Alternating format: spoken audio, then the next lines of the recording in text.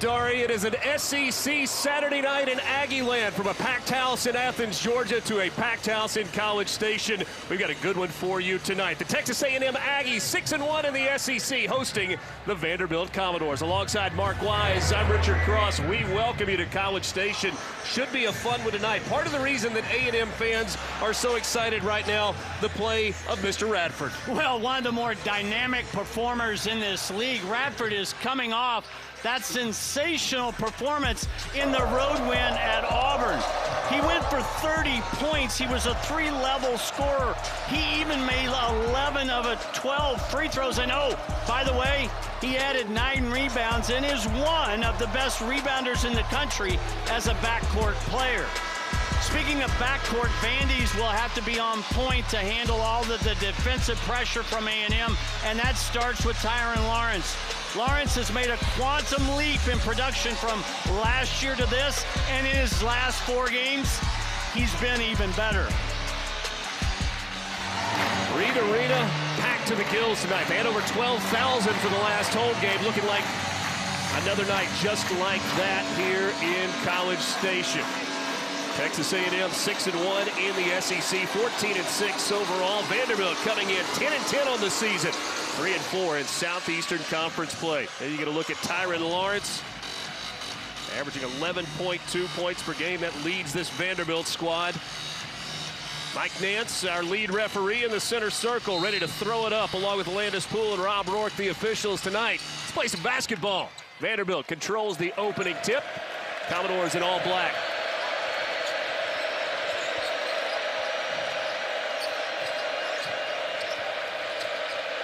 Quentin Malora-Brown.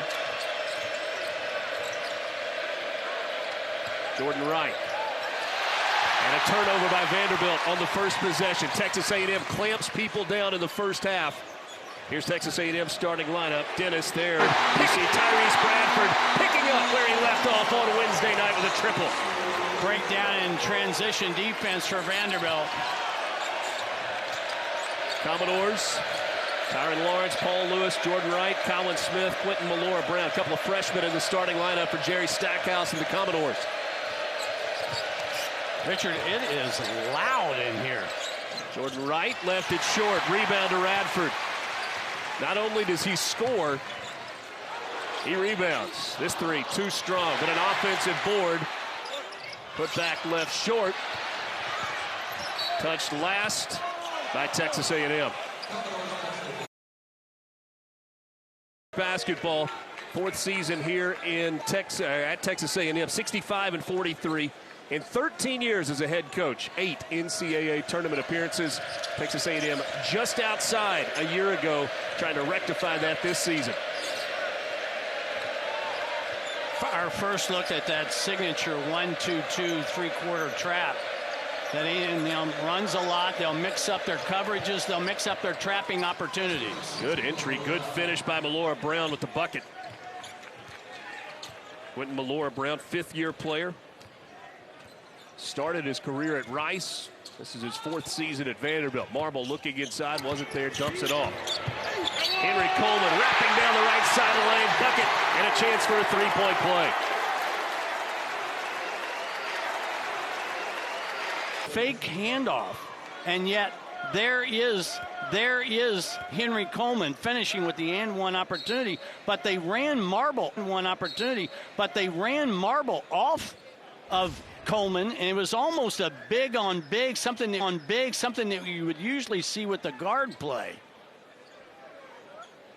Coleman goes down to the Texas A&M bench.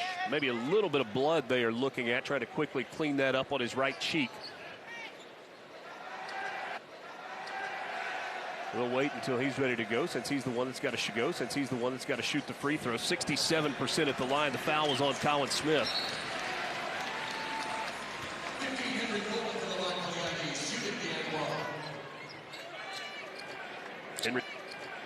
Henry Coleman, the Duke transfer, started the last 11 games of his freshman season at Duke. This year averaging just shy of 10 points per game. He finishes off the 3-point play, and the Aggies lead by 4. And the Aggies lead by 4. Here's this three-quarter pressure. Dennis is on the point. He's really good at being disruptive. There's the trap. Nowhere to go, and there's a backcourt violation. You have got to keep the ball in the middle of the floor. Anything along the sidelines is inviting trouble. Texas A&M, a couple of different styles of trap. We'll see it in the full court. That time it was a half-court look. So the Aggies with the ball on their end of the floor. Wade Taylor inbounds. That is Tyrese Radford, but he is wearing a jersey with a different name on the back of it. The last name on the back of the jersey is Sevilla. We'll tell you more about that as we move through the broadcast this afternoon, paying tribute, though, to his former academic advisor at Virginia Tech. Now Vandy gets its first look at the full court pressure from Texas A&M. Well, they're having all kinds of trouble with it. Malora Brown, not a point guard, and he gets it into the front court. One of the things Buzz Williams talked to us about today, defensive patience. How about patience inside there by Jordan Wright? Let the defender fly by and get the easy layup. And what he means by that, he fully anticipates Vanderbilt to play a slower tempo, to utilize some clock, to try and set a slower pace on the road. So when the clock gets in late situations, be patient. Julius Marble fouled. Second foul on Vanderbilt. Malora Brown picks up the foul. Jerry Stackhouse, former North Carolina Tar Heel, 4th season at Vanderbilt. Spent some time as a head coach in the G League with the Raptors 905 organization. And he has got all-American kicks on tonight. Jerry Stackhouse is always dressed to the nines. Yeah. You were saying about Buzz being so well dressed. He's in second place tonight. Shot clock winding down, stripped. Touched last by Texas A&M. Good job defending there by Jordan Wright. Yeah, he's Vanderbilt's best defender. He's got the length and strength to guard people on the perimeter. See if Vanderbilt can do a better job keeping the ball in the middle of the floor. Radford guarding tight. Malora Brown was trying to get it to Wright on the wing. Vanderbilt does not turn the basketball over. Fewest in the SEC. That's too early tonight. 3, actually. Taylor gets it off. Marble with the mid-range game. It seems to me like, Richard, Marble's offensive game just continues to grow and grow. He's averaging more than 14 points a game in league play. He had 9 against Auburn, and that snapped a streak of 6 straight games in which he had scored in double figures. Into the corner, open look, 3 on the way, but it is short. Won't go for Lawrence. Well, you're not going to get many good looks against A&M. You better make them. Turnover by Texas A&M. It's a one-on-one. Lewis, little Euro step, blocked off the window. Dexter Dennis trailing on the play. Who's going to get it? Vandy saves the possession.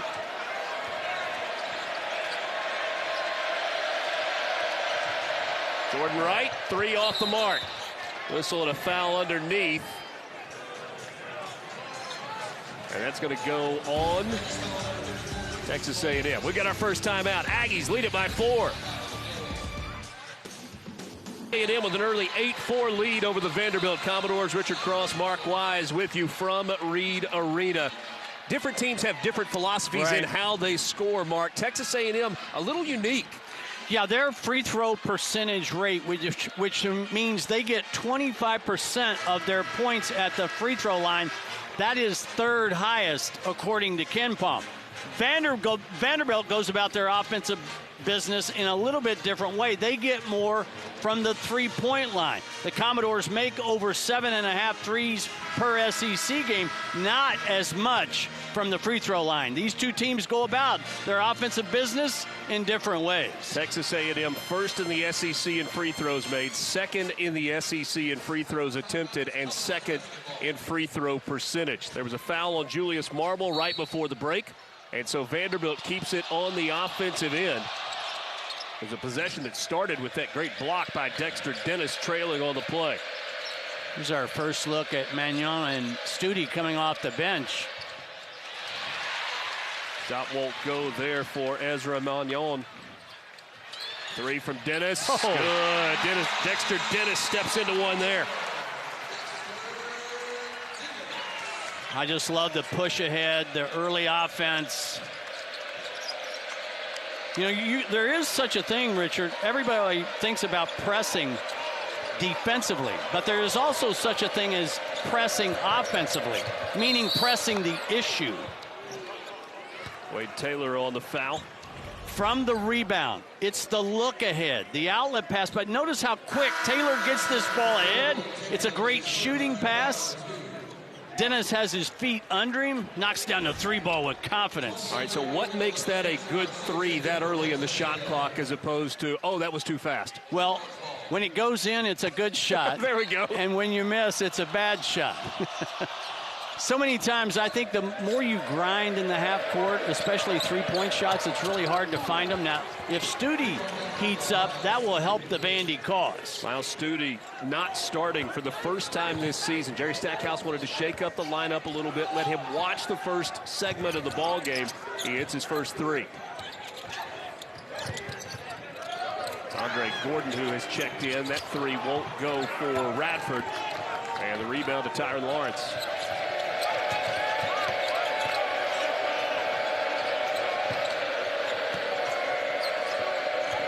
Malik Dia in the game right now for Vanderbilt as well. The freshman wears number 23, coming off a career high 14.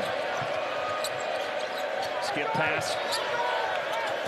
Shot clock down to 5. Stute trapped, dumps it off, and blocked away, but a goaltend. Richard, that's exactly, though, what Buzz Williams was talking about in terms of the defensive pressure. The defensive patience.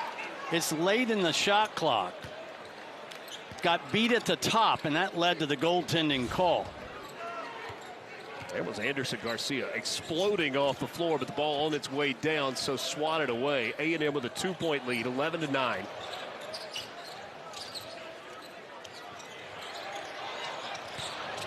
3 doesn't touch anything, so an empty possession as Wade Taylor came up empty. Yeah, I love the extra effort by both Garcia and Radford, but there's no need for both of you to go after the ball going out of bounds. That ball gives A&M a chance to set up a trap.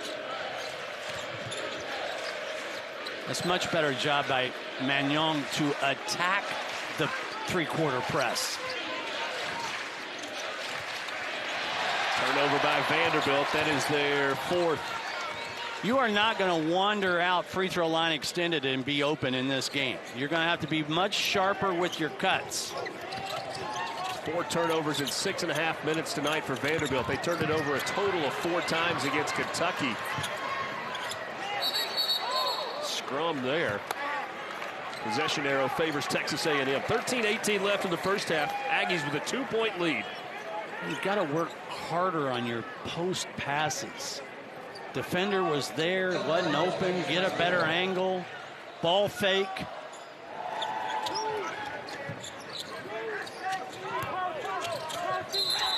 Taylor traveled. Great job by Dia to step out. He anticipated that play. That step out is because of scouting. Understanding what the opponent likes to run on their out under. He knew that Taylor was going to come from the inbounds all the way on the wraparound. He anticipated that. Caused the travel. Wade Taylor to the bench. Dexter Dennis back in for A&M. Here's a little bit of a different look. And they'll do this to you, and I'm talking about A&M.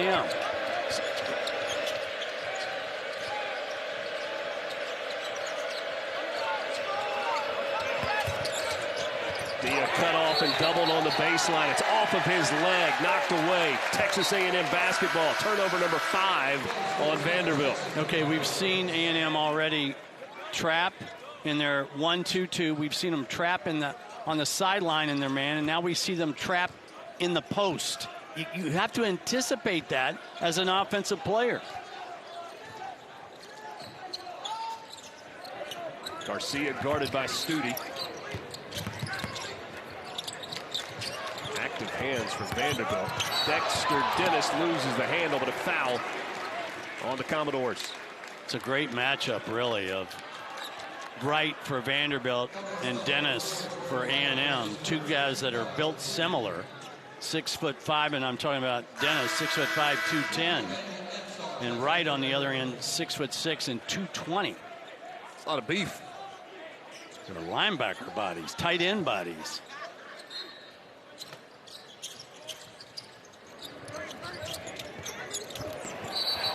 Good feed into Coleman, and he's got free throws coming up. That's going to go on Malik Dia, his first foul, and Coleman will go to the free throw line. I like the versatility, though, that Coleman and Marble gives Buzz Williams. He can play them one at a time. He can play them together. As a matter of fact, what did the A&M staff tell us? What happened to this team around the Christmas break? They decided to go with a different lineup, and they started the two bigs, and they kind of shortened the rotation. And that's helped this team, who had a very ho-hum November and December. And ho-hum may be putting it nicely. Got a couple of quad 3, quad 4 losses. And that's the reason, despite a 6-1 SEC record, Texas A&M coming into today was outside looking in terms of the bubble for the NCAA tournament.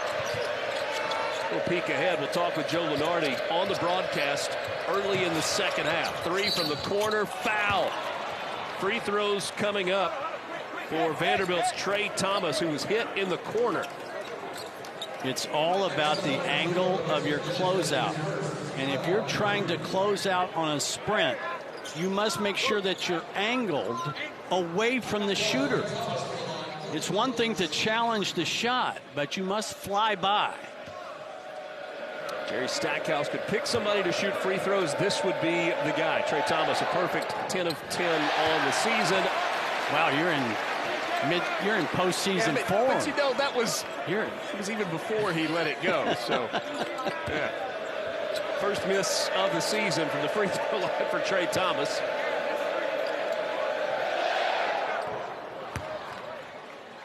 He bounced back nicely. Richard, don't you kind of feel like Vanderbilt's got a little bit better grip on the tempo of this game now?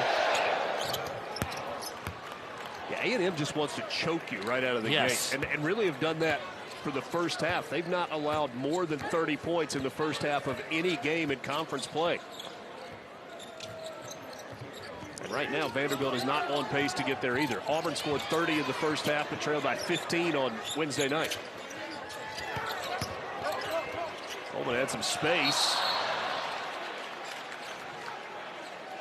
Considered by many as the voice of college basketball for a generation, Billy Packer called every Final Four game in the NCAA tournament from 1975 until 2008. The legendary analyst died this week in Charlotte at the age of 82. We offer our condolences to the family and friends of Billy Packer. Leading by 3, 30-27, over on ESPN, guys. All right, Dari, thanks a lot. Wild day today in the Big 12 SEC Challenge. I loved it. I did nothing but watch hoops today starting at 11 a.m. Now, I did have to do some shoot-around stuff here, as you well know. There are a few other things going on. Loved it. You know who I was really impressed with today, even in a losing effort? Arkansas. I think lost by 3 at Baylor.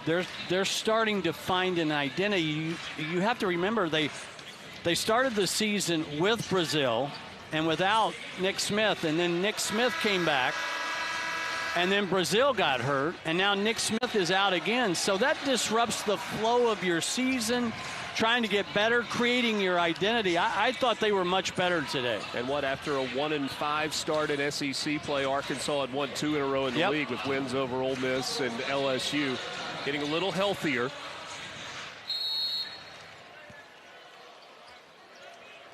And how about the way that Arkansas fans have bought in or re-bought into that program under Eric Musselman? Bud Walton's such a special place to watch a game. Tell you what, Reed Arena, when it's at full like it is tonight, pretty special place to watch a game as well. Is really cool. We pulled up to the arena about 2 hours before tip-off. Light rain, gray, drizzly. Shot short, and there are a line of about 500 students waiting for the doors to be open for them to get in to see this A&M team on a Saturday night. Inside to Garcia. You got to go up with that. Don't mess around. Vanderbilt was confused on who was guarding who. One of the things that A&M is really good at defensively, once the ball goes to one side, they will try to keep it there. They try to limit ball reversals. Magnon on the drive, slams on the brakes, left the floater short. Now A&M off and running. Dexter Dennis had it stripped. Pretty good recovery there by Vanderbilt. I think I would have liked Dennis to be a little bit wider, running the lane, create more space for the pass to happen. Henry Coleman goes to the bench as Marble comes back in.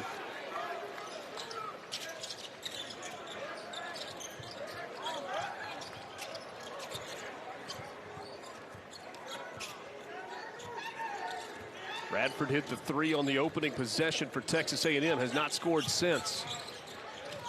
Dexter Dennis, three, no. And Thomas, the shortest guy on the floor, pulls it down, and then he pushes the break. That's one way to avoid a trap from Texas A&M. Great kick out. Yep, great kick out. And Song.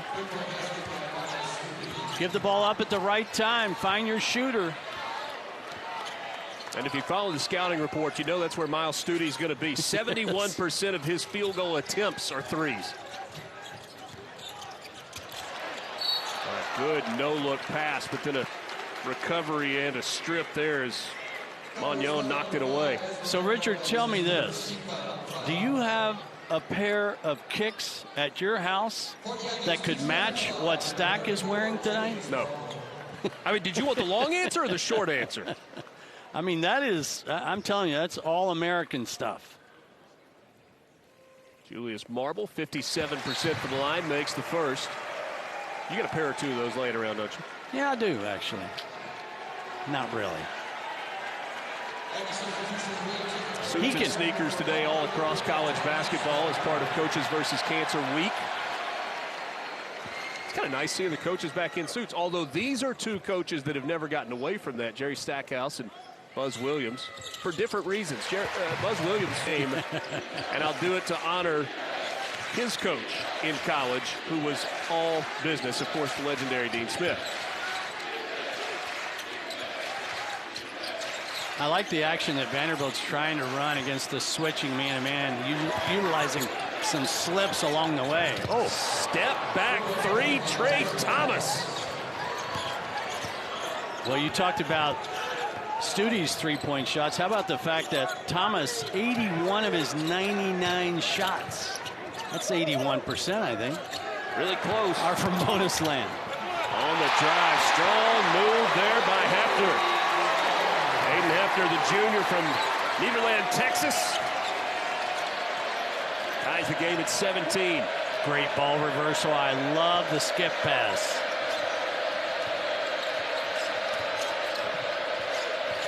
Magnon on the drive into the corner, wide open three, Ansong, he's got one. Vanderbilt heating up from the outside. Yeah, Ansong doesn't even average 3 points a game. Now he's bettered that number. Emmanuel Ansong started his career at Division II Wheeling University, spent a couple of years at Wisconsin Green Bay, down in Nashville to finish things up. After on the drive, dumps it off into the lane. Marble fouled on the way to the rack. He's got free throws coming up. So many good things happen when you get feet in the paint. Magnon watches, he attracts defenders, sees the opposite corner open. Ansong had all kinds of time to get set, knock down the three ball.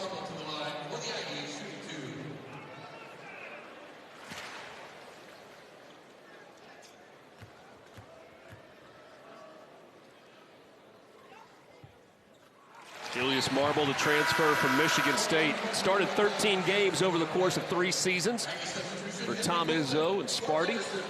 That didn't look like a shot of a 57% free throw shooter, did it? Look at his elevation in SEC play. He's nearly doubled his scoring output. Blocks have gone up. Left the second one short. All right, now we're even. You get the jinx on that one? Yes. Thomas to Studi, now back to Thomas. Much better quick ball movement. Do not allow the A&M trap to find you.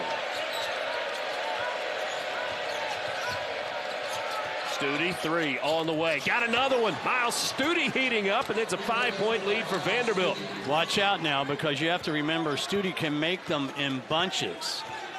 Vanderbilt 5 of 7 from behind the arc in this game. Yeah, he was 4 for 4 in that road win at Georgia.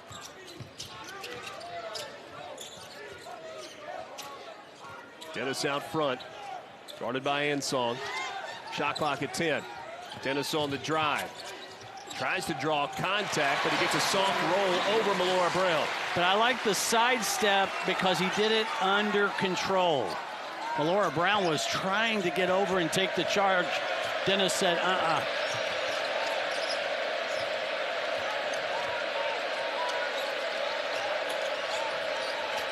Look at how spread out Vanderbilt is running their offense. Here we go. Studi, he is on fire. 6-3 of the game for Vanderbilt. 4th for Miles Studi. He is 4 of 4 from behind the arc. Yeah, you're not going to cut into the lead trading 2s for 3s. That was his 150th career made three-pointer.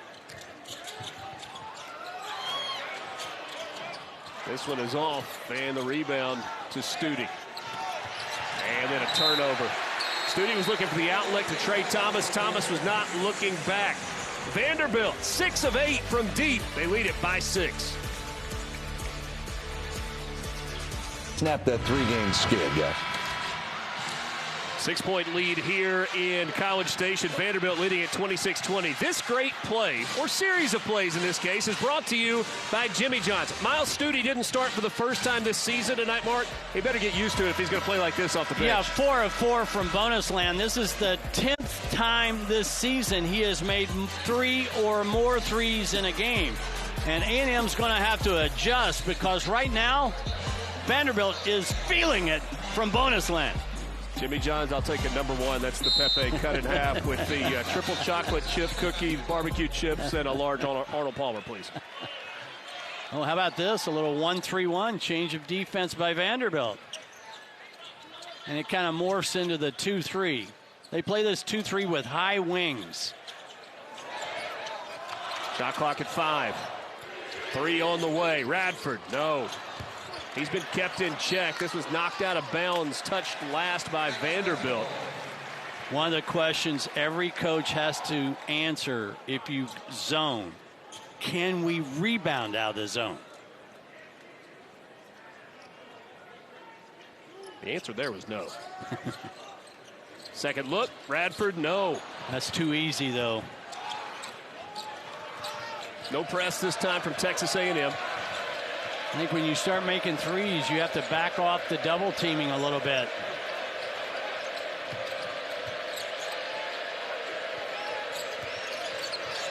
Jordan Wright able to save it, gets it to Thomas. Studi this time puts it on the deck. Overshot it. Got a whistle and a foul underneath. And that's going to go on Julius Marble for Texas A&M. It's his second, and so Vandy will keep it on the offensive end. Studi that time drove the ball aggressive. Something he's really not known for. He's more known as a catch and shoot guy.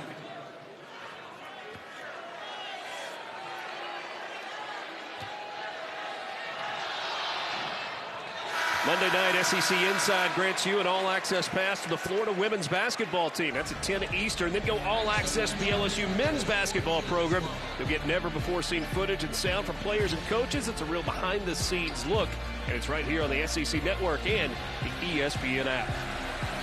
Oddly enough, Studi just a 65% free throw shooter. It's too close. Again, both of the X's and O's are in full display by both coaches. Here's a 2-2-1 by Vanderbilt. Another different look. Radford had the huge game against Auburn on Wednesday night. Went for 30 points, second most he scored in a game this season at 31 earlier this year. He's got only 3, and that came on A&M's opening possession of the game, and he shoots an air ball there. Jordan Wright pushing it in transition. Little Euro, flips it up over the rim, and that's a 9-point lead for Vanderbilt. Coast to coast does Wright go. Split defenders, no resistance defensively. And a timeout taken by Buzz Williams in Texas A&M with 5:25 left in this first half. We talk about going to coast. The first rule in transition defense, stop the ball. Wright goes 90 feet from one end to the other, the step through. Both defenders kind of gave parade waves. Wright took advantage. I'll tell you what, if Jerry Stackhouse wanted to send a message to Wright and to Stute, having them come off the bench tonight, I think that message has been received. Yeah, both have played well.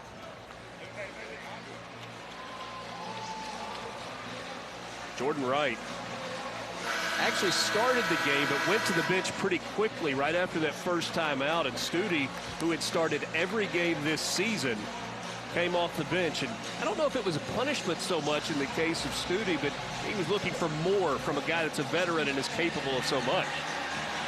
And remember, Vanderbilt is doing this without Liam Robbins, without Lee Dort. Big man combination. Robbins averaging almost 17 points a game in league play. But where will they miss him the most, I think? 93 free throw attempts. That's a big number for a big guy. Well, and a rim protector like almost no one else in college basketball. And think about the size, right? 7 feet from Liam Robbins, and then you had the freshman Lee Dort, who was starting to kind of grow into that. 6'10". 4 SEC games. How about that? 17.5 and 6 with 3 blocks a game. 4 to 6 weeks was the timeline from the injury that happened on January 16th. So best case, kind of mid-February for Vanderbilt with his return. Shot clock winding down. Radford on the drive, off the glass. How about a follow from Henry Coleman? That's where Vanderbilt's players got guilty of just watching.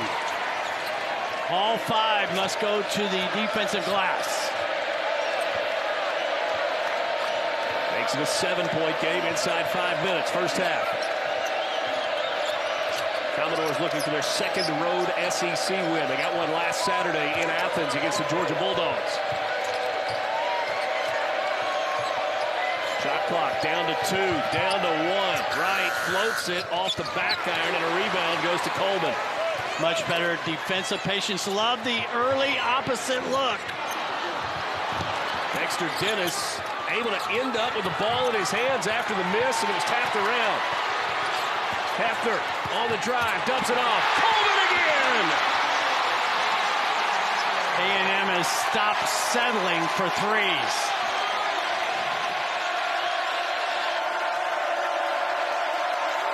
Five-point game, 4 minutes, first half. That's 9 points for Henry Coleman. Magnon into the corner. And a blocking foul on Texas A&M. That's the first on Coleman. Well, if you like a lot of action, here's the place to be. After the wild scrum in the last possession, watch as Dennis saves the ball. But again, it's Hefner who gets feet in the paint, the nifty little pocket pass, and Coleman with the finish at home. All right, what's up? We will see you coming up at halftime. I got Slay, I got Shooter with me. We'll show you how Tennessee took care of business to his pleasure. KU taking care of business against UK. We'll catch you up there. How about Vanderbilt, the way they've come out firing? Yeah, Vanderbilt gives Stute open looks. It's going to be a problem. That's why everyone loves a shooter. And if anybody's wondering, Red Panda's at Rupp as we speak. 5-point lead for Vanderbilt, guys, here in College Station. 3:55 left in this first half. So we know about Texas A&M's defense, right? But just how good has it been in the first half? They're holding SEC opponents to 22.9 points in the first half. Only team in the SEC that has held every opponent at 30 or less. They gave up 30 to Auburn on Wednesday night. Maybe sitting on 29 with 3:55 to go. I really like the way Vanderbilt has spread out their attack. They're running a lot of pin downs and slips. So that's creating a little bit of confusion for A&M, and they're getting A&M in rotations, and when Vanderbilt makes the extra pass, they're getting pretty good looks. Hey, Richard, I wanted to say this. You know, I think this is the third Saturday we've had Ron Slay in studio. All I know is I have gotten no invite, none, to the Boom Boom Room. It's because you're not cool enough, Mark. Well, I guess. Jordan Wright kicks it to the corner. 3 on the way. No. And it's knocked away. A&M wanted a foul. Didn't get it. May work out. Taylor in transition. Has it blocked. Tyron Lawrence with the block. Now Vandy on the run. Studi, baseline drive. Dumps it off. Malora Brown layup. No, but a foul. Again, Vanderbilt is an opportunistic running team. And after the marvelous play by Tyron Lawrence defensively, they're not afraid to get out and go and answer in transition. QMB for Vandy at the free throw line, shoots 64% from the stripe. And he makes the first. By the way, I meant that lovingly a moment ago. Sure.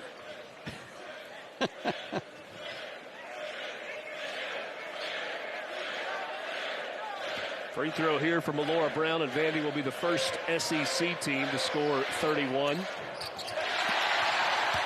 Malora Brown too strong there. Small lineup for A&M. Dexter Dennis as the 4.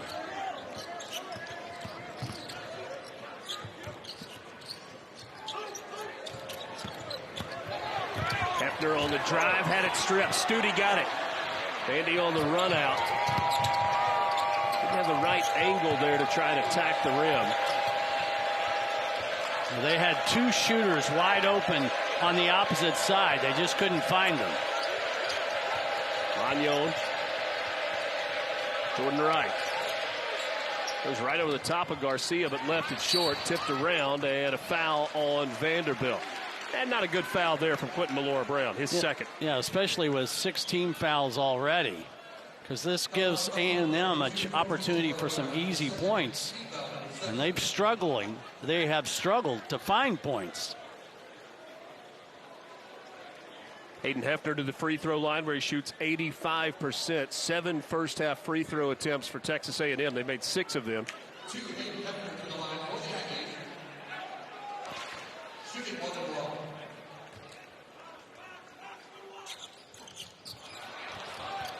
And Hefner misses the front end of the 1-and-1. 85% free throw shooter. Nice job by Magnon to keep the ball in the middle of the floor.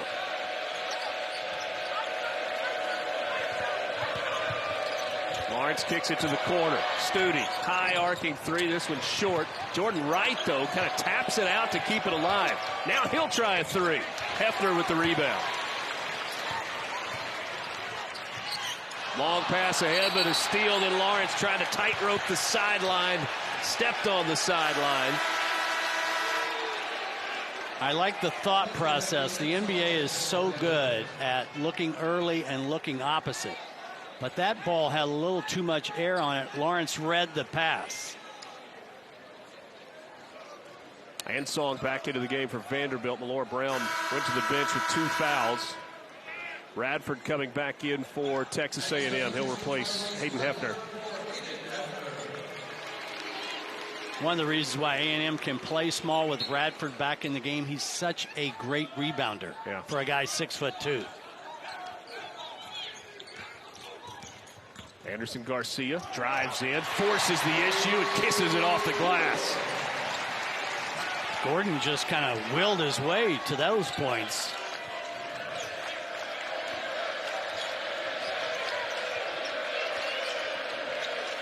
Beg your pardon, Andre Gordon. I said Anderson Garcia. My apology. Studi, floater, no. Rebound to Taylor. Radford, little crossover. He goes to the rack. And a foul or a jump ball. It's going to be a jump ball. What a hustle play by Henry Coleman when it looked like Tyron Lawrence was just going to rip and run with that one. Radford in transition, tried to go all the way to the rack, and here's the 2 guys inside. just got tied up. I thought that was a pretty good call. It looked to me like that was a 50-50 play on both ends. Veteran crew tonight with Mike Nance, Alandis Poole, and Rob Rourke. And at 33 to the break, Vandy by 4. Commodores have led by 9. Gordon on the drive. Gordon had it blocked. Boy, Studi's played a heck of a first half. He is impacting the game in more ways than just shooting. And I think that will please the head coach. Right on the layup. 32 for Vandy. First SEC team to score more than 30 in the first half. Texas A&M got real guilty of watching the ball. Great movement without the ball by Vanderbilt. Bradford dumps it off. Coleman fouled hard. I think one of the hardest things to teach players is to learn to move without the ball. They're so used in the AAU world, in the high school world, of having the ball in their hands all the time. Well, not everybody can have the ball in their hands all the time in college. So you've got to learn to move without the ball. Henry Coleman at the free throw line, 67% shooter. Coleman with 9 points.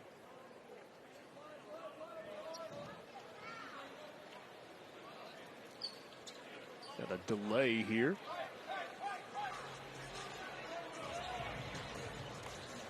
I think Coleman again has probably got a little bit of blood, and they want that fixed. Next week's Thursday night women's basketball doubleheader is highlighted by the top 10 or the top team in the country. Aaliyah Boston and #1 South Carolina hosts Robin Benton and Kentucky at 7 Eastern.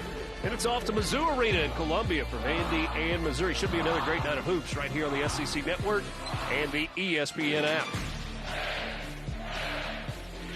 What an atmosphere here in Reed Arena tonight. It's been one of those days in the SEC. Obviously, the Big 12 SEC Challenge split. 5 of them in the SEC, 5 of them in Big 12 country. You saw Mizzou Arena like we remember. Yes. 15,000 inside that building. Thompson Bowling packed to the gills. Rupp rocking tonight. Kobe Brown went for another double-double, 20 and 12. And Missouri made 14 threes in that win against Iowa State. And how about Mississippi State with the overtime win against TCU? I get it. Mike Miles got hurt. TCU very shorthanded. But Tolu Smith, 27 and 13. Cam Matthews also had a double-double. Not a bad day at the office for Tolu Smith. Mississippi State snapped a 5-game losing streak with that win today at home. At the big crowd, Stegman Coliseum was sold out today for Georgia's come-from-behind win against South Carolina. And to find an empty seat here in Reed Arena, you got to look hard tonight. Packed house for A&M and Vandy. What has been a fun first half. Coleman makes 1 of 2, and that makes it a 5-point game with less than a minute to go until the break. Vandy should go 2 for 1.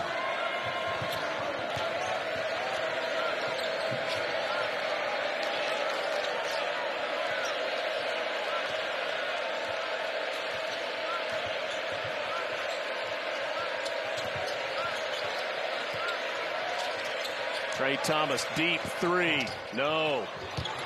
Kept alive. That's an offensive rebound. They'll still have to shoot. 14-second differential here. Oh, my goodness. That's way too easy. Thomas with the layup. And that pushes the lead back to 7. A&M, chance for the last shot in the half. 15 seconds remaining. Wade Taylor dribbles it out front near the half-court stripe. He's guarded by Tyron Lawrence. Bradford trying to finish the half the way he started it. And he does just that. Tyrese Radford. It was a quiet 19 minutes in between the beginning and the end. Pair of threes. And that will take us to the break. in the works, okay? Nate Oates had talked about maybe they lost a little bit of an edge. And this will happen throughout the course of the season. They ran into an Oklahoma team that decided to have its best shooting night of the season against Bama. They're going to be everyone's number one on the schedule from here on out. And then you go and look at Alabama. They had one of their worst shooting nights. You got to be able to knock some shots down to kind of be able to get back and set your defense, get the balance going. Can't get that if you're not getting mates. I mean, the game is still about putting the ball in the hole. Gotcha. And when you have an off night like Bama did, that's what you're going to have. That ends a 8 to 9 game winning streak for Alabama. How about the game we're watching here, Vanderbilt? Texas A&M is hot. Texas A&M has a packed house. They were talking about students out there hours and hours before the game. Right. And again, we're getting a look at a pesky, difficult to deal with Vanderbilt team. That's right. That's right. They are feeding off what they left behind in that Kentucky Vanderbilt game at home. Carried it on the road, and remember how they finished the game against Georgia? Open shots, spacing the floor, guys getting downhill, penetrating and kicking. It's a problem for them. So that's in their DNA. So Vandy, no matter who they play, right, they have great spacing. They've got great movement. Against Texas A&M, their defense, they eat you up when the ball sticks, right? And they trap, and then you just don't have players moving. So Vandy's offense fits into what A&M's defense tries to do. Yeah, again, shorthanded down low with no Liam Robbins, but they've held their own against Julius Marble and the Aggies to this point. Jordan Wright certainly doing his part as well, getting to the basket, blowing by the defense. It's Vandy by 4 on the road at Reed.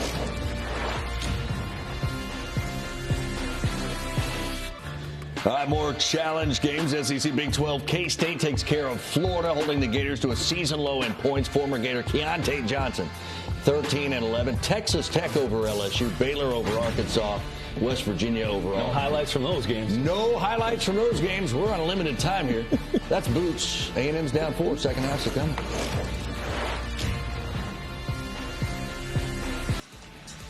Welcome back to Reed Arena in College Station. Time for the start of the second half. Vanderbilt leading 34-30 over Texas A&M as we get set for the final 20 minutes. Alongside Mark Wise, I'm Richard Cross. Mark, beginning of this game, this building was an absolute pressure cooker. It was almost like it was a little too much for Vanderbilt right out of the gate, but then they settled in pretty nicely. I thought 6 was the magic number for Vanderbilt in the first half because they made 6 threes and had just 6 turnovers. Take a look at highlights in the first half. Highlights are going to start with Miles Stute. 4 of those 6 threes belong to him. Yeah, he has such a quiet release, and when he's able to get that quiet release off, he just shoots with such beautiful rhythm. And then he got it going and was feeling it, and as a consequence, knocked down those 4 3 balls. Texas A&M made their first 3, made their last 3, but in between went 1 for 11. So what do? You go to the big fella, and he delivered. Henry Coleman, 10 points, 4 boards in the first rebound, scoring in a variety of ways down in that high-rent district. A&M will need, I think, better offensive patience in the second half. We saw a lot of pressing early from Texas A&M. Once Vanderbilt kind of figured the press out, the Aggies backed out of that, didn't force the issue. We're going to see more full-court pressure in the second half? Yeah, I think they'll go back to it. And that's one that Wright's got to make. Grabs a loose ball, and it goes up, and he gets fouled. And this is really a bad luck foul because for Dennis, he's going to pick up number 3 in the very first possession. So let's take another look at this last play. There's the reach in. Dennis was just in the wrong place at the wrong time. You've got to know your value to the team. You'd be better off just letting that one go. Going back to the press question, is some of that a function of A&M didn't make many shots and didn't give themselves a chance to set up for the press? Some of it, but Vanderbilt started doing a better job of keeping the ball in the middle, and therefore they were able to fan out for threes. Taylor. Quiet inside Reed Arena to start this second half. Tipped up. And Yon ultimately comes away with it, and he missed the dunk. But then Stute grabs the loose ball, saves the possession. Jordan Wright. He had an in-rhythm three and just left it short. Now Radford trying to force it the other way, and he's fouled and has free throws coming up. A little sloppy start to this second half on both ends. But Stute made such a great effort play to give Vanderbilt a second shot opportunity, and Wright just missed the wide open three. And once Radford gets going downhill, especially to his left, Richard, what is it about left-handers? We often say left-handers, they want to go left. You know they're going to go left. The scouting report says they're going to go left, and they get left. I'm not a left-hander, so I don't know how to properly answer that question, but feels like it deserves a little more study. Quickly, Dexter Dennis, who was on the opposite end of the floor there, went down hard and was holding his wrist. Texas A&M's trainer came out, and they went straight out the other end toward the locker room. So maybe going to check on him, try to get you an update on that. Radford at the free throw line gets the first one to go.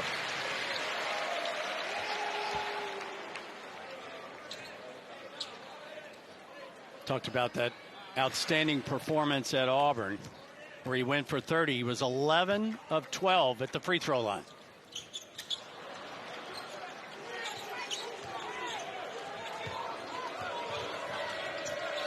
Tyrese Radford with 7 points in the game tonight. 5-point lead for Vanderbilt. Commodores trying to get back to 500 in league play. They're 3-4. Stute with a long three, too strong. That long rebound, though, goes to Magnon. Nobody's guarding Stute. They're asking for trouble. Blows a kiss to the crowd here at Reed Arena. 5th made three of the game for Miles Stute. This is the 7th time this year that he's had 4 or more in a game. He was wide open on the first one, and he was even more open on the second one. Gordon, floater in the lane. He's fouled on the shot. Let's go back and take a look at the Stute three. This is the second one. He was even more open. Notice he had time to find the seams. The rotation was beautiful. Such a quiet release. Found that time on Tyron Lawrence, who does not have a point in the game. Andre Gordon short with the first free throw. This is a good Texas A&M shooting team. Second in the conference at 75%. They lead the league in makes on the season. 9 of 14 tonight. With Dennis out of the game, that puts a smaller man on the point. And as a consequence, Lawrence was able to throw right over Gordon.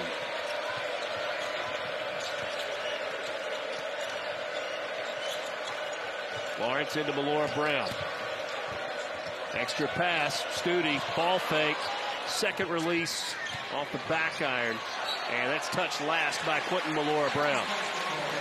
Good execution, though. The hammer play on the baseline led to another good look for Stute.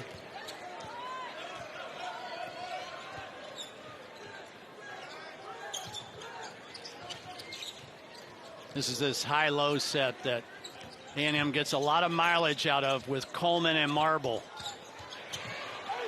Coleman, and one. Strong move by Henry Coleman. I love this set because the two bigs that I'm talking about, Marble and Coleman, can play either the high or the low.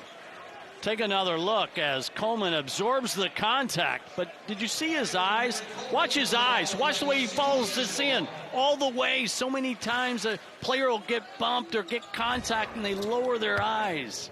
Keep your eyes on the prize. And the free throw good. Henry Coleman's big night continues. He's got 13 points. A&M trails by 4.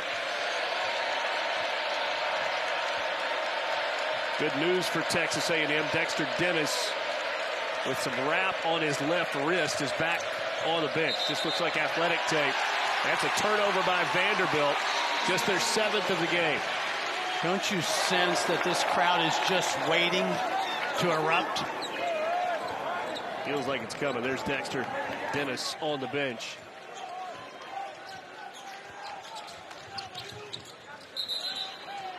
Now this is an illegal screen on Marble. They were trying to run the same baseline pin down that they ran to end the first half, freeing up Radford for a corner three. Julius Marble with his third foul. So 3 on Dexter Dennis, 3 on Julius Marble.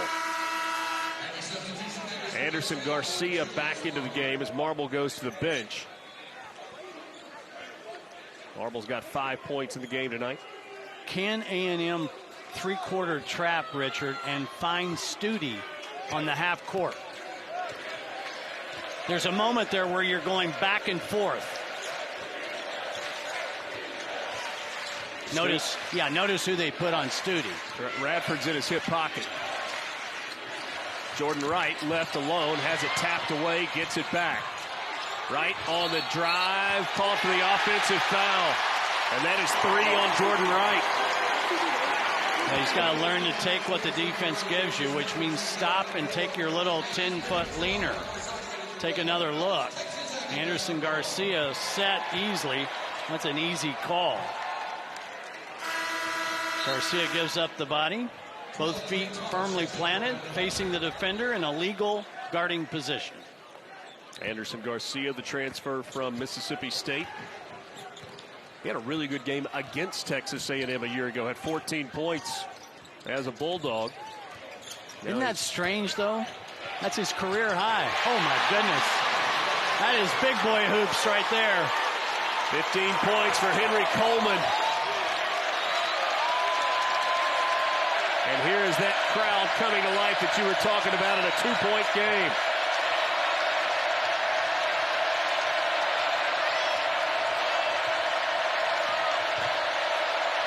Tyron Lawrence kicks it out. Whistle. That's another offensive foul on Vanderbilt. Tyron Lawrence picks up his third.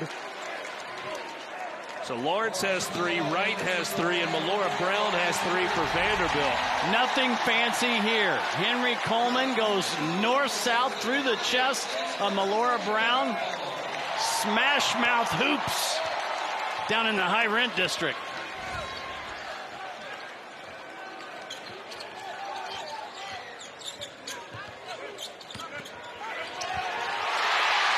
With a bucket. He's got 9. He's heating up. It's an 8-0 Texas A&M run, and we are tied at 39.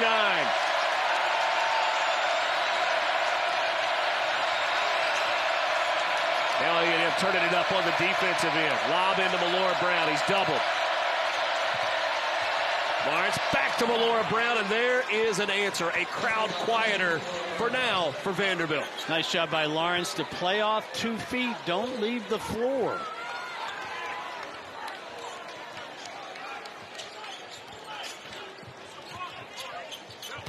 Garcia got around Melora Brown. Patience there off the window. They're tied again. A&M is starting to find a little rhythm with this middle ball screen. Trey Thomas working off the screen.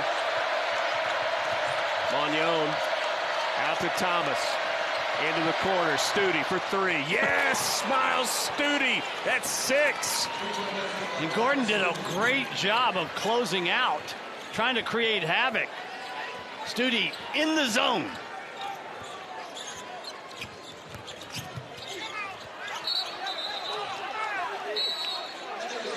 Touched last by Vanderbilt. We've got a break. What a game here in College Station.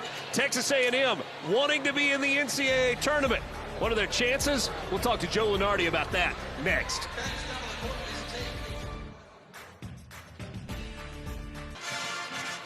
It's a rainy Saturday night in Aggieland. Heck of a game going on inside Reed Arena. 44-41. Vanderbilt leading it over Texas A&M. We welcome you back, Richard Cross, Mark Wise, and for a few minutes, a third member of our broadcast crew, Joe Lunardi, the king of bracketology, joins us from the bracketology bunker. I can't wait to get started with this segment. Well, let's dive in with the team that is one that we're watching right here. Heartbreak Joe a year to go for Texas A&M, left out of the field of 68. Right now they're on the outside looking in, but how far outside that field are they? Well, they're 69, believe it or not, and last year I think we thought they were 69. Probably not a good number, unless you're playing Pebble Beach. then it's a very good number. But, when I look at the Aggies, I'm not sure I see a team that learned its lesson very well in terms of scheduling. Left out primarily for that reason a year ago, a non-conference schedule in the 260s. Now it's in the 240s. Better, but they didn't perform that great in the non-conference portion of the season. They've done a little better recently. This game tonight is exactly the kind of game where you cannot stub your toe. All right, Joe, so last year, Texas A&M dug themselves a massive hole in the first half of conference play. Are they winning enough that they should feel more comfortable about what lies ahead? If they play well through the stretch run of the SEC, then there's nothing to worry about? I wouldn't go that far. I think there's plenty to worry about, if only because this is the time of the year last year when they went on that epic losing streak. Now, they got incredibly hot at the end, all the way through the SEC tournament up to the championship game, and I thought they were one of the 36 best at-large teams. In fact, I had them in my field at the very end, and the committee took Wyoming instead, a reasonable choice. And I understand historically that the committee has punished teams right on the cut line for playing a lousy schedule. And ultimately, in their eyes, the hole was too deep and A&M didn't quite get all the way out. This year, they need to be above 500 over these last 4 or 5 weeks to avoid digging that hole. Joe, when does a team's losses, when do they become significant? For instance, Texas A&M with a quad 3 loss, a quad 4 loss. When does that come into play? I think it's more an issue, Mark, when you're right on the bubble and the comparisons get really detailed. I mean, if you're solidly in the field, those kinds of blemishes on your profile, if you will, might impact you in terms of seeding, but not by more than a line, really, one way or the other. They spend a lot more time in the deep dive on those teams right at the end of the at-large pool. And I always say you don't want to give them a reason to leave you out. Don't lose at home to Wofford. Don't lose a league game to, a bottom half of the league team at home like a Vanderbilt. Now, we're watching. Vandy has some players, and this is a real game. It's just not going to look great on paper because it's going to fall into quad 3 if the Aggies lose. Texas A&M on a run right now. They've taken a 1-point lead, up 45-44 over Vanderbilt. Aggies trying to avoid that loss that Joe was talking about here at home tonight. Taylor is headed to the free throw line. And Texas A&M, by the way, is in the bonus for the rest of this game. That was Vanderbilt's 7th foul of the half. Joe, I want to ask, which is more difficult for you, getting the seeding correct or nailing the last 4 in? I think it's harder to nail the last few because it's very, very random. I tend to judge myself more by seeding because I think that reflects the process better. But, of course, you want to say, hey, I went 68 for 68. But, hey, I miss about a team and a half a year. I suppose that, that's not bad for government work. Hey, Joe, one more before we let you go. A couple of other SEC teams. Kentucky is in, but maybe they don't have a ton of wiggle room. Mississippi State feels like it's way off the bubble right now, but is still in your conversation. Yeah, just took another look at the Bulldogs because of their big win today over TCU. I have them 83rd right now, which is solidly on the NIT bubble, but 15 spots away from the big game. And Alabama losing today, you're not going to ding them very much. No, I wrote already today that Alabama used their mulligan today. Another golf analogy, if you will. Second overall, they'll stay there. Houston is third overall. Of course, they own a head-to-head win over the Cougars in Houston. I think that's significant. And a little bit of a spoiler alert. Kentucky, even if UK loses at Rupp Arena in the game concurrent with this one against Kansas, they will stay in the field as one of the last 4 in. And, Mark, can you imagine Big Blue Nation if they're playing a game in Dayton? Yeah. That would be crazy. Joe, thanks as always for checking in. Good catching up with you. We'll be listening and reading your emails with bated breath over the next month. Hey, just do me a favor and avoid 2 or 3 overtimes, will you? We'll do the best we can. Joe Lunardi, best in the business, our resident bracketologist at ESPN. We are tied at 47 as we approach the 12-minute mark. Not anymore, we're not. Wade Taylor with a triple. And A&M is back up by 3. Again, ball reversal, second shot opportunity. Wire the best three-point shots after an offensive rebound. The defense gets scattered. Julius Marble right in front of the Vanderbilt bench called for a blocking foul, and that is his 4th. Take another look, the last possession. Rebound on the weak side by Garcia. The ball is reversed. Taylor, look at the perfect seams, the rotation. Had time to measure the shot. Radford with the and one pass, meaning make the extra pass.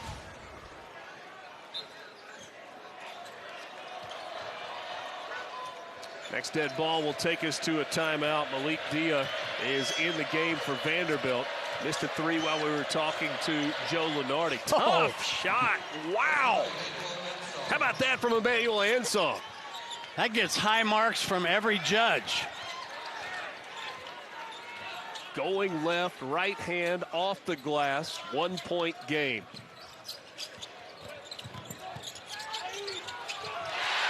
Wade Taylor heating up. And Wade Taylor, again, just seems to get better and better. And right now, it is mano a mano right now. Both ends. Are you not entertained? Oh, my goodness. This is great. For those last 2 buckets, Wade Taylor scoreless. Whew. Radford got hammered on that play. Goes down hard, flips over. He's got free throws. Well, we're going back and forth. First Taylor off the window over Magnon, and then Vandy answers Ansong. High degree of difficulty. We have got a great one in College Station. Texas A&M with a 1-point lead, 11-11 to play. An absolutely packed house tonight at Reed Arena in College Station. They are on fire for Texas A&M basketball. Aggies right now 6-1 in Southeastern Conference play. Joe Lunardi currently has Texas A&M as the first team out, team number 69 in terms of ranking them 1 through 68. And net ranking of 42, Mark. Strength of schedule at 79. What does that say to you? Well, I think we heard Joe Lunardi say this. If you're on the bubble, you're playing one of 2 kinds of games. You're playing a resume builder or a resume protector. And for A&M against Vanderbilt tonight, it's a resume protector. And that, of course, is because of Vanderbilt's net number, which is not awful, but not one that helps you build. It's not, for example, it's not doing anything for your resume, but you don't want the stain. And Buzz Williams' team with a quad 3 loss and a quad 4 loss, they already have a couple of those. And you can't make, there's nothing you can do to completely erase those. They are going to be there they're with you until you just win enough to make them irrelevant. Who else in the SEC? Well, you've got Florida right now as part of the next 4 out. So currently 8 teams that are kind of under consideration. And then you've got Mississippi State, which would be the 9th from the SEC. But you heard Joe say just a moment ago, right now a long way from the bubble. 53-51. These are the current projections from the SEC. 6 in the field of 68. Bama and Tennessee both as 1 seeds. Missouri an 8, Auburn a 9, Arkansas a 9. And that's kind of moving up, it feels like, a little bit for Arkansas, and Kentucky at an 11. This is almost like a what's at stake today for Texas A&M. I would guess that Florida would probably drop a little bit after the loss today. Gators lost to Kansas State by 14 in Manhattan, which qualifies as a good loss, but a loss nevertheless. Magnon is doing such a good job in escape dribbling. What do I mean by that? Because Texas A&M wants to double and hard hedge that ball screen out on the floor. And he's retreat dribbling, making it difficult for the double team to get a handle on him.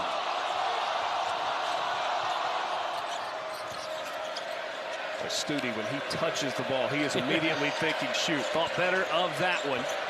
Malik Dia found some room. Stops and pops from the free throw line, left it short. Yeah, no good there because that's fading away.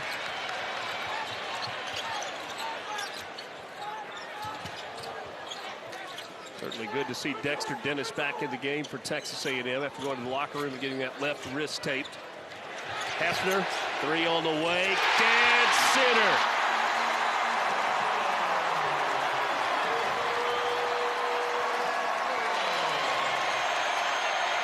Aggies by 6.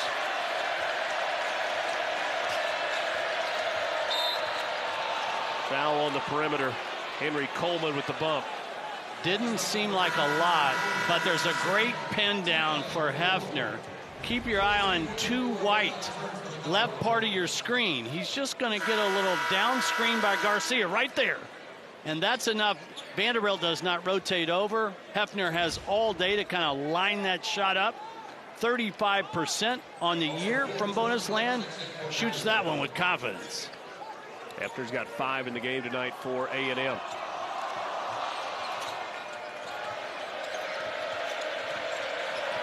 Magnon, dribbled into traffic, gives it off to Thomas in the corner. 3 won't go, tipped around, saved by Vanderbilt, but A&M comes up with it. Ahead, Coleman lays it up and in.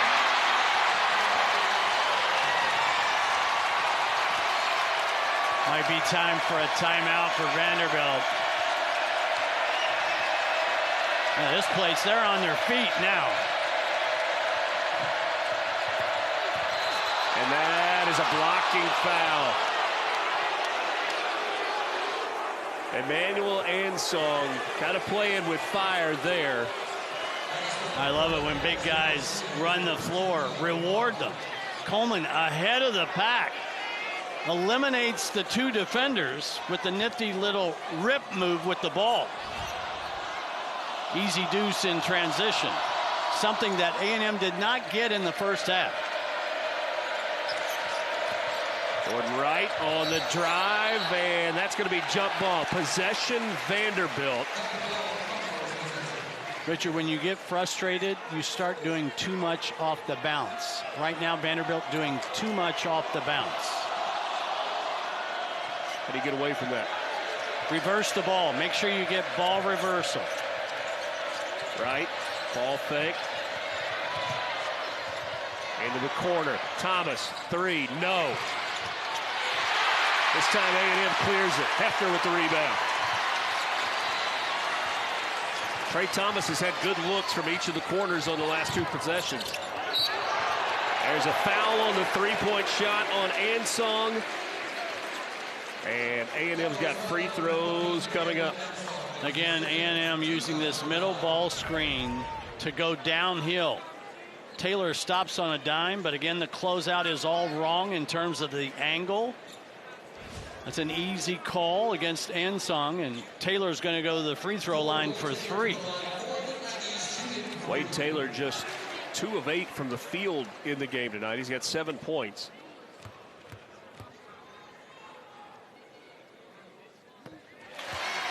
Makes the first of 3.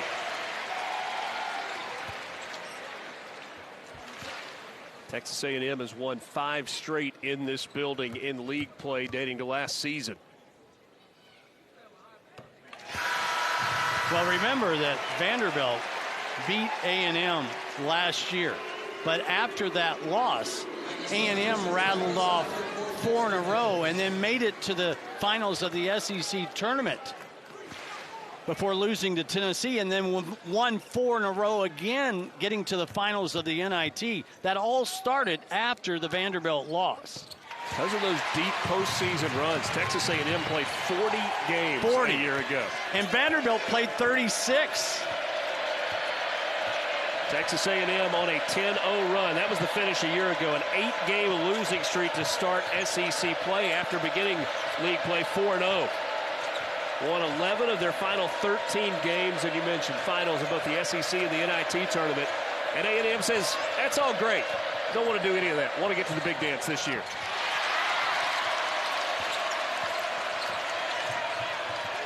10-0 run over the last 2:08 for A&M. Make it 12-0 as Taylor gets the bucket.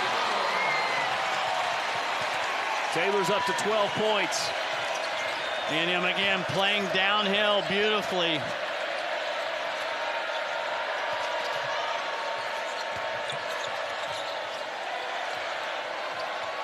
Jordan Wright straight on three. Good. Vanderbilt needed that badly.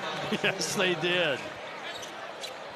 The extra pass, though, set up right. Talked about scoring being hard tonight for Wade Taylor. He's finally gotten it going a little bit, 12 points. But look at the rest of his stat line. 5 of 5 from the free throw line, a career-high 7 rebounds and 7 assists. See if Radford gets a screen here late in this possession. Here comes the screen. This is this high-low set. And he throws it away. He had Taylor in the corner. 10-point lead for Texas A&M. 7:33 to play. Wade Taylor and the Aggies trying to get it done at home on a Saturday night in Aggie Land. Okay, in studio over at Rupp Arena, Kansas is just hanging on, trying to snap that 3-game skid. Jalen Wilson averages 21. He's got 20 in this game. Kansas up 6. They're at the under 4 at Rupp on ESPN. Thanks, Dory. 70-64 in that game. 10-point game here. 64-54 with 7:33 to play.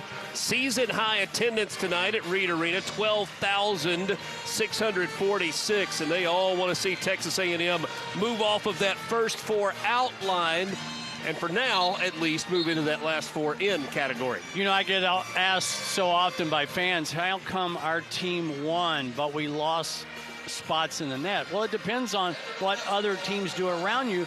Like, for instance, Oklahoma. Don't you think they got a big boost today? No doubt.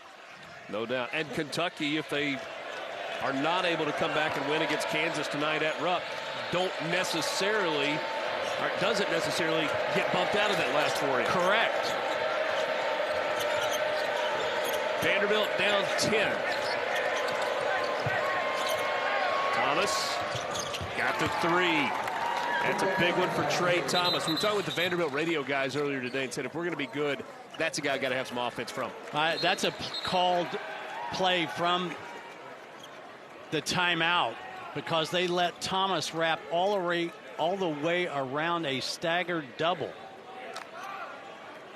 Take another look. They post up Studi, but that's almost fake. 12 black comes all the way around. Right there. Thomas gets 2 screens. He's wide open and knocks down Vanderbilt's 11th 3-ball. And how about the combination of Miles Studi and Trey Thomas? They have gone 10 of 18 from behind the arc. Actually, 9 of 16. Beg your pardon. I was looking at the wrong line there. So 9 of Vanderbilt's 11 threes have come from Studi and Thomas. Richard, at halftime, I said A&M needs more offensive patience here in the second half. I thought they settled for too many threes. They took 13 in the first 20 minutes. Here in the second half, though, A&M is shooting 73%, but they've only taken 5 threes. I got bad news. We're not going to make it to dinner. We got 70 minutes left. Oh, wait. We'll be all right. 7:07 had a clock issue. They've, I think, figured that out.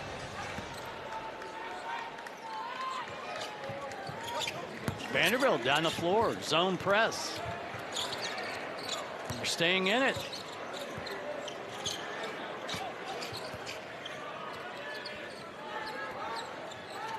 Same offensive set. It's not complicated. Taylor, 3 offline. It goes into the corner, out of bounds, and it's Texas A&M, or excuse me, Vanderbilt basketball. Sometimes the simplest plays can be the most effective. And A&M with this middle ball screen, it's almost playing a triangle and 2 on offense.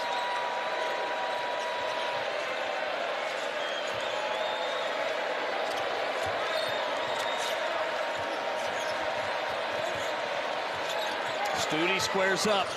High arcing 3 won't go, but an offensive rebound for Quentin Malora-Brown. Jordan Wright. Good look there from Jordan Wright. Mid-range game. I like the way he pinned Garcia after getting the ball screen. He pinned Garcia on his back. Vanderbilt has cut the deficit in half. Coleman goes at Malora Brown, off the glass, no. Offensive rebound, Garcia kicks it out. Taylor into the lane, no look pass, and it's a turnover. And Jordan Wright may have gotten away with a walk. Might have got fouled first.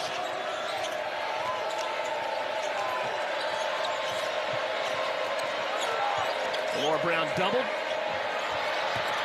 Studi lets the defender fly by. Another offensive rebound, and that's going to be a foul underneath on A&M. Malora Brown went down hard on that play.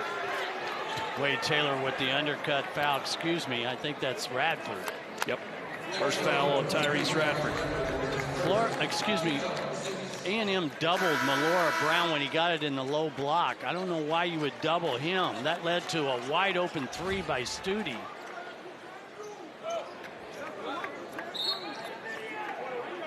But just team foul number 6. Andre Gordon and Julius Marble back in. Marble entering the game with 4 fouls. Taylor and Garcia will go to the bench for the Aggies. Can Marble get into the flow of the game? He has sat there for so long. I was wondering if the officials might look at this, because this is one of the things that they wanted to get out of the game as a point of emphasis, was undercutting.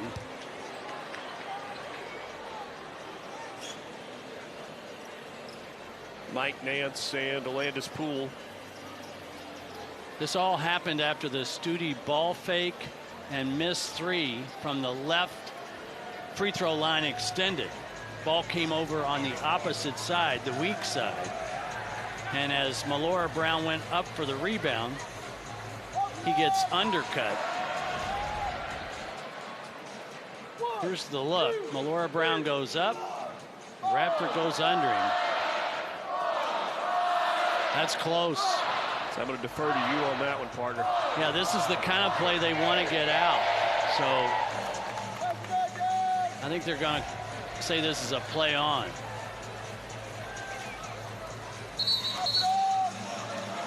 Remember, intent in these kinds of replays has nothing to do with it. It's simply a matter of whether or not they felt like the play was excessive. They did not. So 5:33 left and a 5-point lead for Texas A&M. Vanderbilt has led by as much as 9 in this game. A&M by as much as 12. Trey Thomas, catch, shoot, short. And then Jordan Wright, an ill-advised foul. Bumped into Marble, who sold it. That's 4 on Jordan Wright. I'm not sure how Thomas got so open on the out under, though, and then right at the wrong place at the wrong time. However, if you're going to put somebody to the bonus, put the guy who's shooting 57% on the year and hasn't played that many minutes tonight.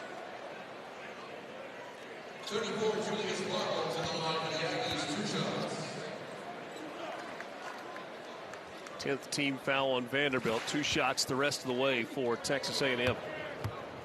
Aggies as a team tonight, 17 of 22 from the line.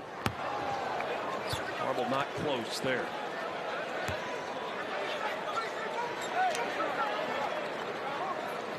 I think bigger guys have a harder time getting into the flow, working up a lather, coming off the bench than do perimeter players.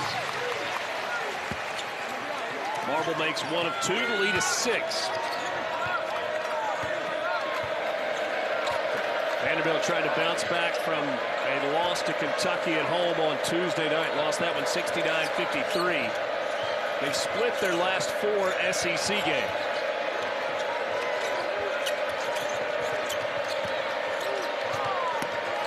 Studi guarded by Radford. Shot clock inside 5, knocked away. What a play by Coleman. The shot clock reset, and that's a break, and Vanderbilt gets a bucket. Buzz Williams wants to know why the shot clock reset. Rob Rourke blows this play dead, and the officials will talk about it. Yeah, they have to talk about whether or not there was a change of possession. Henry Coleman had made such a great play defensively. The question becomes, did he ever gather possession? Well, this is big in this game. Texas A&M's bench, as you would expect, exploded that there was not a change of possession. They wanted a shot clock violation.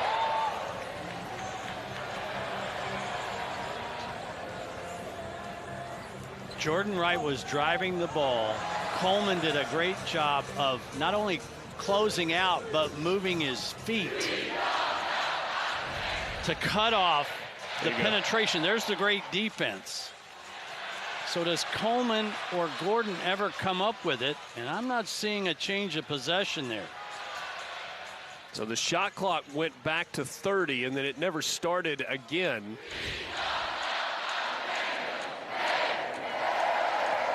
I think we have to also think about this. What was the shot clock at when it was reset? I think it was at 3. Was there enough time for Gordon? No, if there's not a change of possession, there's not going to be enough time for this to play. Because it's a 3 there. Watch the game clock. 1, 0. Yeah, I don't think so. I think they're going to. 4 at 59. Yeah, this is going to be a shot clock violation. I'm going to go out on a limb. Unless our officiating crew determines that that was enough to constitute a change of possession. Well, they're going to count the basket because they're saying the dribble created the possession. Okay. So the shot clock should have gone to 20 because there was a single dribble that happened by Texas A&M that qualifies as possession. Correct. If I'm Buzz, okay, fine. I asked you to go look at it. You looked at it. I can live with it. So if you were looking for possession in the sense of somebody had 2 hands on it and made a pass, you didn't get that. Right, you didn't get that. Or somebody gathering the ball, you didn't get that. But that one dribble, if it's controlled, is a change of possession. So a big bucket for Jordan Wright, a 4-point game inside 5 minutes. Here's that look we've seen several times. Radford out front to Hefner. Back to Radford. Now Coleman. 5 to shoot. Hefner gets to an open space on the baseline. Left it short. Touch last by Vandy. Nice job defensively, but part of a defensive possession is being able to be one and done on the glass. A&M with a second shot opportunity now.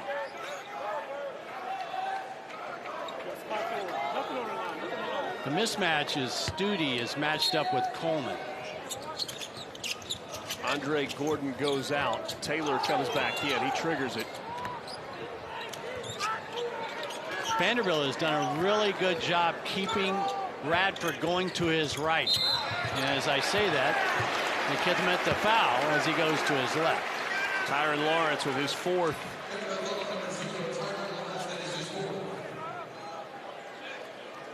For Vanderbilt, that's 4 on Lawrence, 4 on Wright, 3 on Dia, 3 on Melora Brown.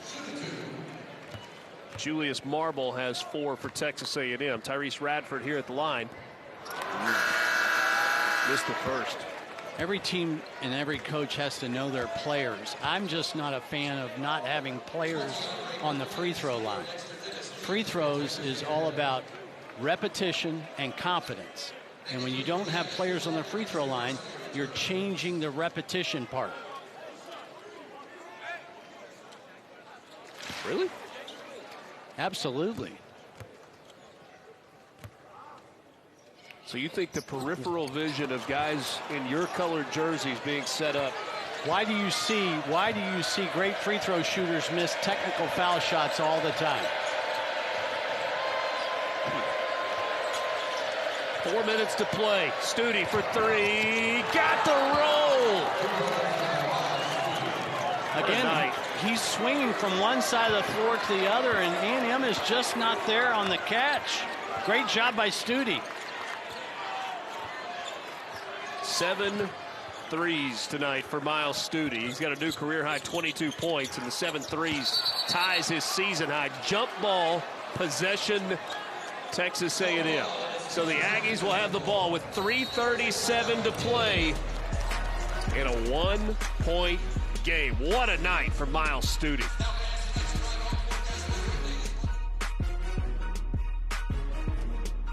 It's a 1-point lead for Texas A&M with 3:37 to play, 65-64, and it is time now for our Mayhem Moment, brought to you by Allstate. We've seen some up and down plays. This was one of the great ones tonight. Well, when the bigs run to the floor, reward them. Here's Henry Coleman on the lookout. Watch this nifty pass out by Taylor, left-handed right there. And then Coleman, the big fella, executing some guard skills to avoid the defenders and finish off the window. That looked like Patrick Mahomes on a basketball court there from Wade Taylor. Henry Coleman, what a night tonight. 17 points, 5 boards. Efficient from the field. His season high is 24.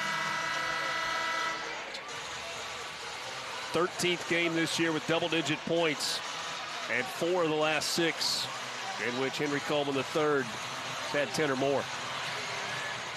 Vandy continues to play small ball with Stute as the 4. That means he's matched up on Coleman.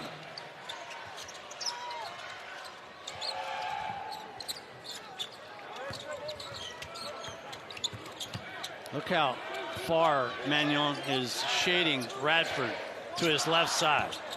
Inside 5, floater by Taylor, no, and Melora Brown pulls down the rebound for Vanderbilt.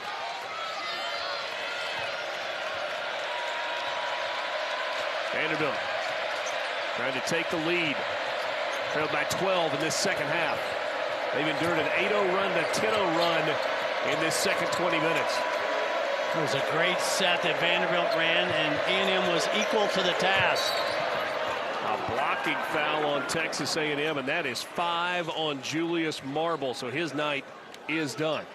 All kinds of things wrong with that possession.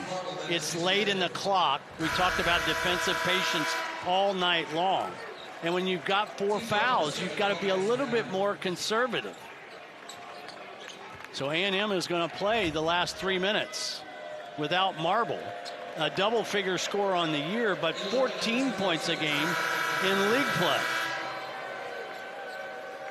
7th team foul on Texas A&M, and so Tyron Lawrence, 73% shooter at the line, with a chance to tie and give Vanderbilt the lead.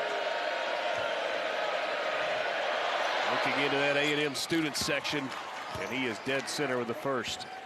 Both of these teams in league play outstanding at the line. A&M first in the league with their percentage. They just get there a lot more. Lawrence got them both. First points of the game for Tyron Lawrence. He's coming off a 12-point game. How about this response by Vandy? Here's a look at Lawrence in the last 4. 17 a game. Different story tonight. The 2 big free throws there. That's a big offensive rebound. Dexter Dennis on the drive into the lane. And offensive foul. It's called a charge.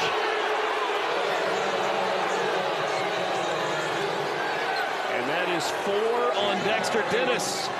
Well, this has always been and always will be the toughest call for any official. I thought Melora Brown was sliding to his left. No, he's pretty set. You don't have to hit a guy dead on in the chest. It's out in the middle of the lane, so the restricted area, not an issue at all. And Quentin Melora Brown slid in.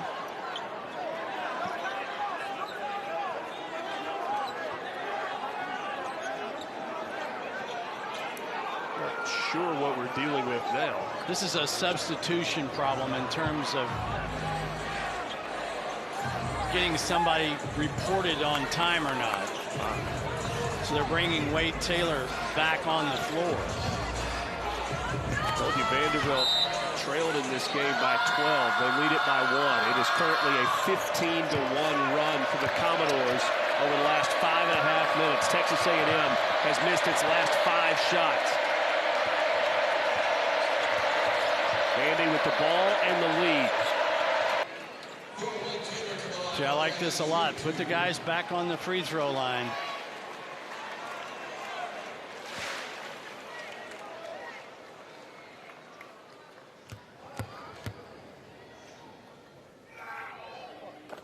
Makes the first.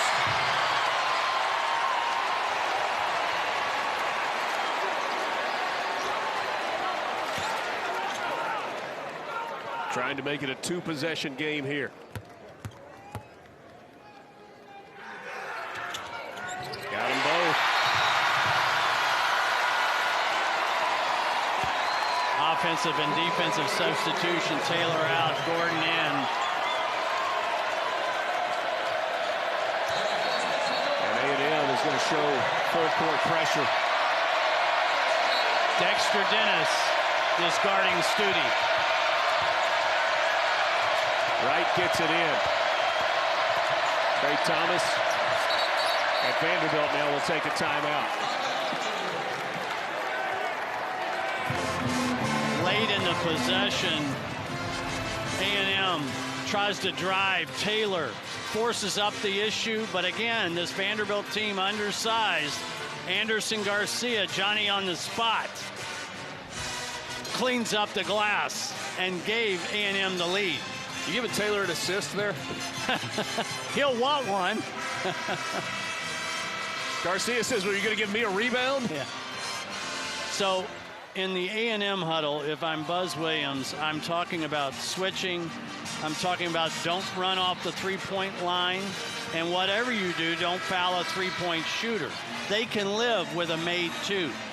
If I'm on the other end in Stack's huddle, I'm telling the team, we don't have to have a 3. Don't force the 3. If you can get feet in the paint and find a 3, super. One back to Anderson Garcia. 6 offensive rebounds for him tonight.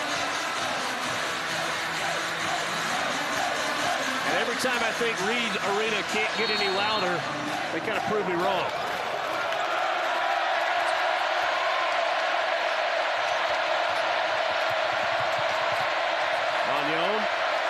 Studi left alone, 3 off the front iron. Rebound, Coleman, outlet pass, but a whistle before.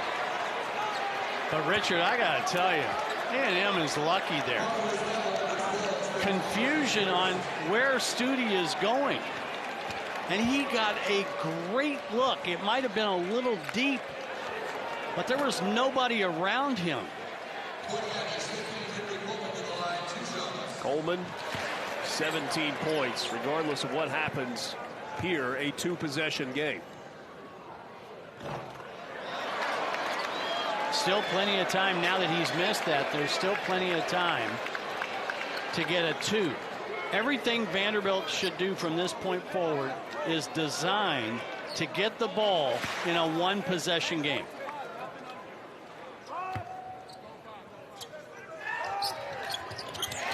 Makes 1 of 2. It's a 5-point game.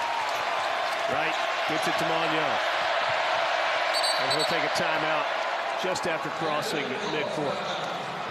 Vanderbilt's got 1 timeout remaining. So does Texas A&M. 30-second timeout for the Commodores here.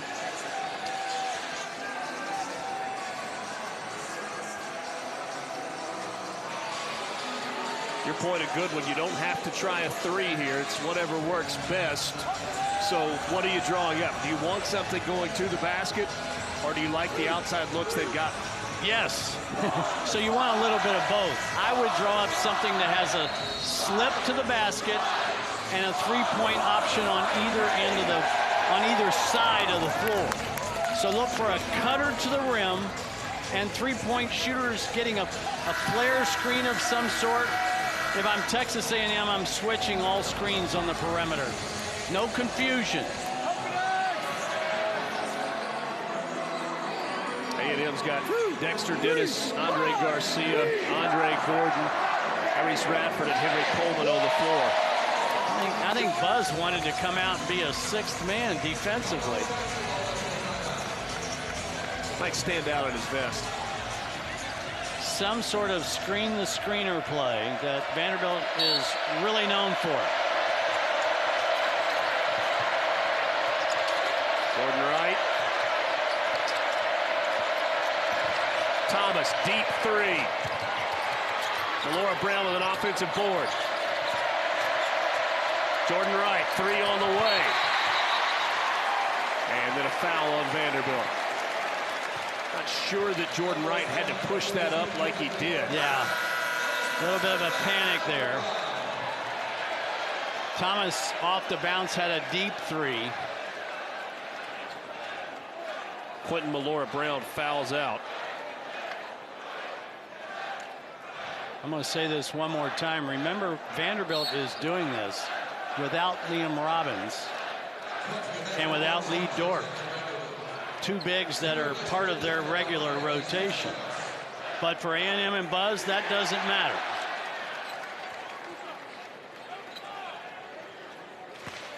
Here's a picture of Robbins in the middle. 276 career blocks for Liam Robbins. Dexter Dennis misses the first free throw. He's a good shooter, 82% from the line. So it's still going to be a two-possession game. Yeah, but now, based on time, it has to be a three. Wow. Missed them both. Right. Thomas from the corner. Three on the way. No. And Garcia pulls down another rebound. This time on the defensive end, he's got 8 boards on the night. None bigger than that one. Coaches often ask of their players, how can you impact the game without scoring? That's exactly what Garcia has done here tonight. 2 free throws for Anderson Garcia.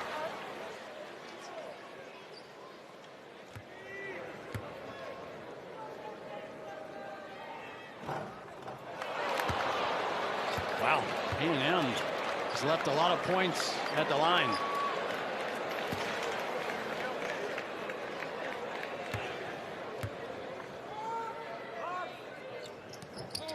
One of 2.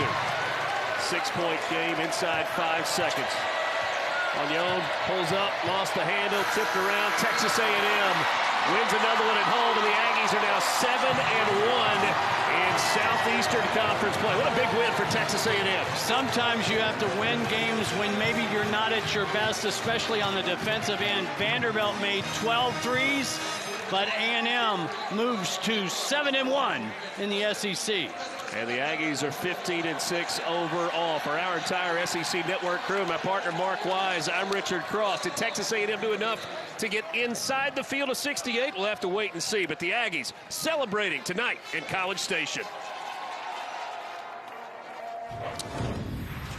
All right, so there you go to 7-1 in league play. Was anything but easy for sure. Dorian Noka, Pat Bradley, and Ron Slay. But you know, my old coach used to say, Nolan Richardson, I'd much rather a raggedy ride than a smooth walk. Right, yes. It's ugly, but it gets you there. Get there, point A to point B. Yeah, I love what they were talking about. Anderson You thought I Garcia, retired too. Mark that, Weiss. No, I didn't think you retired that. 5 fingers, 1 fist, I thought. But that was more fish, quite frankly, than anything. Coleman goes for 18. Radford and Wade Taylor for 14. I'm not taking away from A&M. I'm always impressed watching Vanderbilt as short as they are. And I mean short because they're down 2 bigs. But, again, this is A&M, and they're 7-1 off the win against Auburn on Wednesday. They come back and they take care of business at home. Yeah, they keep on building. When you look at Vanderbilt, they're going to fight to the end, especially if you're able to space the floor, get open shots. You got a lot of shooters. Studi goes to the 5 and becomes a problem for a big guy like Coleman or Marble to chase off screens or just come away from the basket and defend. So great job with Vanderbilt being able to stay in the game that way. Yeah, Marble had issues. Fouled down, only 16 minutes of play. But once again, A&M, people will ask, well, what is it that separates Texas A&M? They are extremely efficient. They understand where the basketball needs to be, where that person needs to have it. They go to the free throw line 36 times today, make 23 of them. That's part of their DNA. So the success that you see from Texas A&M are the things that Buzz Williams preaches over and over, and he gets them to do it. The message is very clear to Texas A&M. He makes it very clear to his players how they're going to win games, and they carry it out. I mean, just that game that you did at Auburn, man, it was fun to watch because the ball was where it needed to be and when it needed to be there. What I walked away from learning from that game was the detail that they pay attention to. In shoot-around, I'm talking about all the small things. When I say bounce pass it, I mean the bounce pass. They got into it, the bigs, a little bit that game because of the interior passing, but you saw them come back today with a lot more effort and intensity on that. Yeah, we're going to hear from Henry Coleman here in just a minute. We're going to hear from Buzz Williams in just a minute again as they get to 7-1 in league play. This is a team that Joe Lunardi's got them, just out right now coming in, but you cannot imagine that that's going to be the case. I believe so, too. Yeah, this looks like a really dangerous, really dangerous team. All right, let's get it back now to College Station as promised. Henry Coleman III, a big part of the reason why. 18.6 rebounds. What an environment here tonight. 12,500 people. It was loud. Man, it was unbelievable. So credit to the 12th man. I thought this was, the best environment we've had all year. They definitely played a big factor in us winning tonight. So credit to them, and thank everybody for coming out and make this, the best city, the best town in America right now. Henry, Vanderbilt kind of came across the ring and kind of punched you in the mouth in the first half. What was talked about in the locker room? Coach Stackhouse is an unbelievable coach. He always has his guys ready to play. But Coach is like, we have to get back to being us. We have to get back to making it a grimy game. We have to make it a physical game. And credit to them for coming out and kind of punching us in the mouth first and shooting the ball really well and rebounding well. But I thought once we kind of made it into Texas A&M basketball, we were able to, get on the offensive glass, draw fouls, and things we just do every day. 4 of the last 6 games, you've been in double figures. What has allowed your game to kind of go to another level in conference play? Man, I credit everything to those guards. Wade, Dre, Hayden, Boots, Dex, KK, even some of the guys you don't see on the court. Them, putting me in the right position to score the basketball. I mean, I really have to do much. If I'm open and dunking, it's not hard. But credit to those guys for setting me up. One more thing. So you guys are not as big as some teams, right, in terms of height and maybe size down low, and yet you figured out a way to kind of use that to your advantage. Yeah, I think, especially on the defensive end, us being able to kind of switch 1 through 5 and us being able to, be a little bit physical on that end. But we don't have to be the biggest team. I think we're just going to come out and we're going to play Texas A&M basketball. That is, we're going to compete on both ends of the floor. We're going to, lock you up. We're going to offensive rebound. We're going to defensive rebound. And we're just going to make the game grimy. We're going to play our tail off every night. League play, it never comes easy, does it? No, it doesn't. No, it doesn't. So like I said, credit to, Coach Stackhouse and all those guys. They came out and played an unbelievable game. Yeah, congrats. Henry Coleman had a big night tonight for Texas A&M. 18 points and 6 rebounds in the win. I'm going to do